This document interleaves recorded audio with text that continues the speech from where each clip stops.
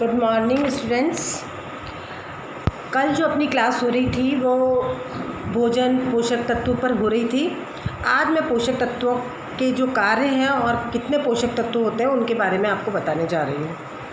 पोषक तत्व मुख्य रूप से जो होते हैं, एक तो कार्बोहाइड्रेट, प्रोटीन, विटामिन, वसा, खनिज लवण, जल। जैसा कि कल मैंने आपको बताया था कि इन सब के कुछ न कुछ कार्य होते हैं जो कि हमारे शरीर के लिए बहुत आवश्यक है, और उनके कुछ अतिरिक्त कार्य भी होते हैं जिनको कि मैं आपको एक तालिका के द्वारा समझाना चाहूँगी।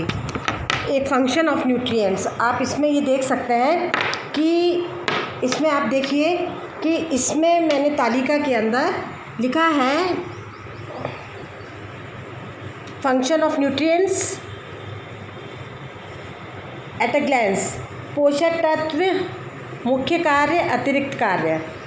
तो सबसे पहले अपन कार्बोहाइड्रेट को लेते हैं, कार्बोज भी कहते हैं इसे। तो ऊर्जा प्रदान करना इसका कार्य है, और शारीरिक निर्माण एवं उसके मरम्मत के कार्य भी करते हैं।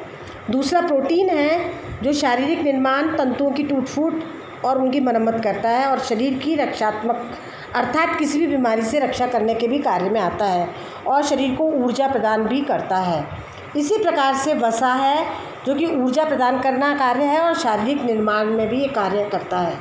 विटामिन्स हैं जो कि शरीर रक्षात्मक, शारीरिक क्रियाओं का नियमन एवं नियंत्रण और शरीर के जो अंग हैं उनमें निर्माण करना और उनकी टूट फूट की मरम्मत करना।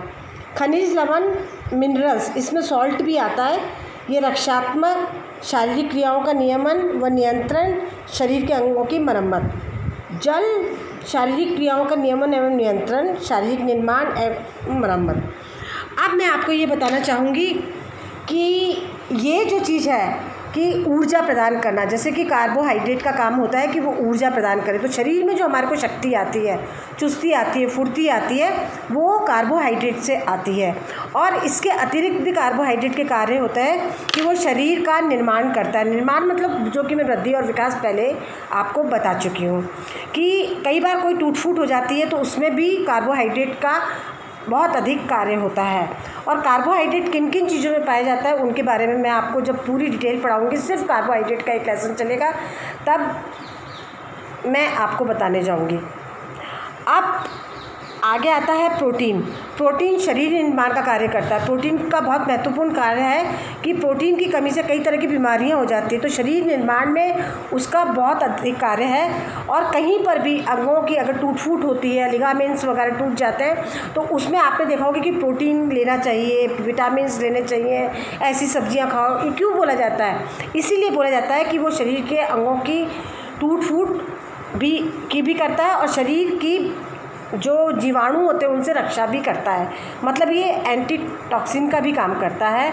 और दूसरी बात है, किसी भी तरह की जो वायरस या कोई भी प्रकार के जीवाणु जो कि हमारे शरीर के ऊपर आक्रमण कर देते हैं बीमारी के लिए, उनसे भी ये रक्षा करने का कार्य करता है। इसके अतिरिक्त ऊर्जा तो प्रदान करता ही है।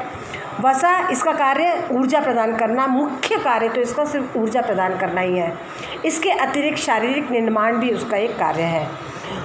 अब विटामिन्स बहुत तरह के होते हैं, सॉल्यूबल भी होते हैं, अनसॉल्यूबल भी होते हैं, जैसे ए, डी, ई, के, बी, सी, और आजकल और भी कई नए रिसर्चेज में पता लगे।